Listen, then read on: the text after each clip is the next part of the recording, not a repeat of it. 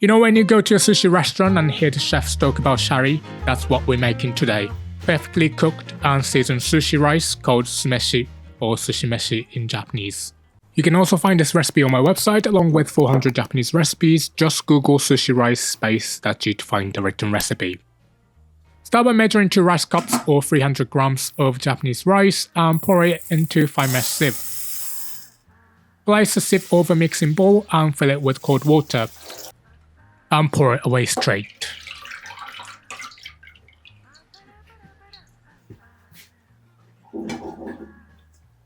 Swish the rice around until the water becomes cloudy, then pour it away and repeat 1 or 2 more times to wash the rice. Sushi is always made with Japanese short grain white rice, sometimes medium grains depending on the availability outside Japan.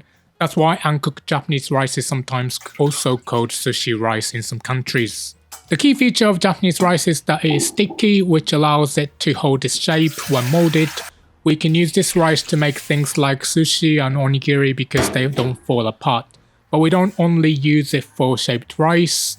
We eat this rice with pretty much everything because the texture is firm and mildly sticky. It's easy to pick up with chopsticks.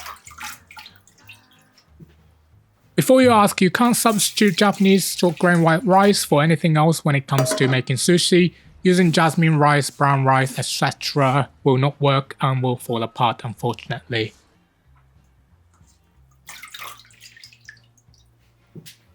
The next important step is to soak the rice. Place it in the cooking pot or rice cooker and add the cold water. Sushi rice is cooked with a ratio of 1:1 water to rice. And 150 grams of rice cup is equal to about 175 milliliters of water, so 2 cups need 350 milliliters. I'm also adding a 5 grams of piece of kombu for some extra depth, but this is totally optional. Soak the rice for at least 30 minutes. If it's a cold environment, it will need an hour. In winter, for example, it's in winter right now, so I will soak it for an hour. Once your rice has finished soaking, I have another optional step.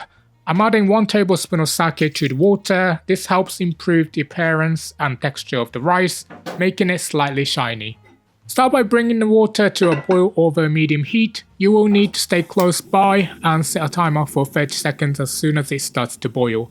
I specifically used clear lid so that I can kind of see inside without opening it. Do not lift the lid at any point, otherwise the steam will escape.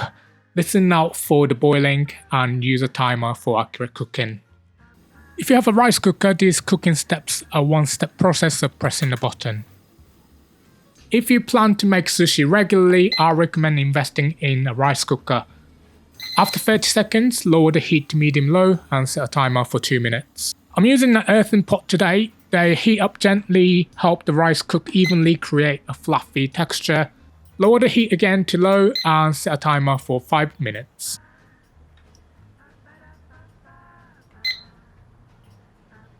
After 5 minutes, turn up the heat to the highest setting for 10 seconds and then turn it off.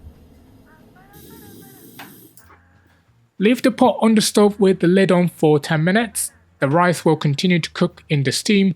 Steam is vital in cooking the perfect sushi rice. If you remove the lid, the steam will escape. This will mess up the cooking time and the rice will be undercooked. While the rice is cooking in the residual steam, make the sushi vinegar by mixing 2 tablespoons of rice vinegar, 1 tablespoon of sugar, and half tablespoon of salt in a small bowl.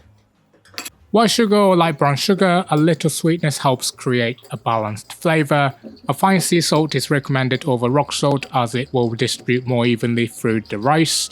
Mix until the sugar has dissolved. You can also play around with the ratio of these to your liking, but this recipe's ratio is more or less the standard ratio in Japan. A sushioke is a large wooden container that is used to cool sushi rice. Because it's wooden, you need to wet the surface to stop the rice from sticking to the container. I usually add a little water, swirl it around, then pour the excess away. I don't expect many people to have a sushioke at home, so using a large bowl or plate is also okay. Wooden is ideal so you can dampen it without water droplets touching the rice, but not essential. Once the rice has finished steaming, remove the lid and discard the kombu. Some area has a bit of an orangey color, but it's mostly because I use kombu. If you want pure white rice, you can simply omit kombu. Mix the rice using a rice bottle. If you cook rice in a pot instead of rice cooker, you'll get crispy rice at the bottom. I'll mix it in anyway because I make teriyaki sushi with this batch. But for more delicate sushi like nigiri, leave the crispy layer alone. Use only the fluffy rice above it and use the crispy part for another dish. Transfer the cooked rice to the cooling container and add the vinegar mixture while still warm. Here's the thing about sushi rice that might surprise you. It's actually just as important as that beautiful piece of fish on top. Every sushi chef out there has their own special touch when it comes to making their rice. Mix the rice thoroughly to distribute the sushi vinegar evenly but gently so you don't crush the grains. Spread thinly to speed up the cooling process. Making sushi rice involves a unique step, mixing in sushi vinegar while the rice is hot and fanning it with an uchiwa. Why do this? First, to keep it from sticking together. The vinegar mixes with the water in the rice. If we don't fan it, the rice becomes too sticky. Second, to keep the vinegar flavor. Cooling the rice quickly to our body temperature is crucial. Too cool and the flavor falls flat.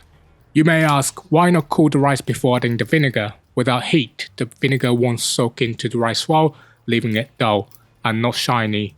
While any fan will work, if we're looking for authenticity, try the Japanese uchiwa. Cover the container with a damp tea towel until it's cool enough to handle. The ideal temperature for making sushi is around body temperature, approximately 37 degrees Celsius or 98.6 degrees Fahrenheit. Use it within 2 hours. And that's it, delicious restaurant-worthy sushi rice that you can enjoy at home. Want even more delicious recipes? Grab my free cookbook from the link in the description. Okay, let's go over the ingredients one more time. And if you're ready to cook, grab the written instructions by clicking the full recipe box with a picture that's about to pop up on your screen.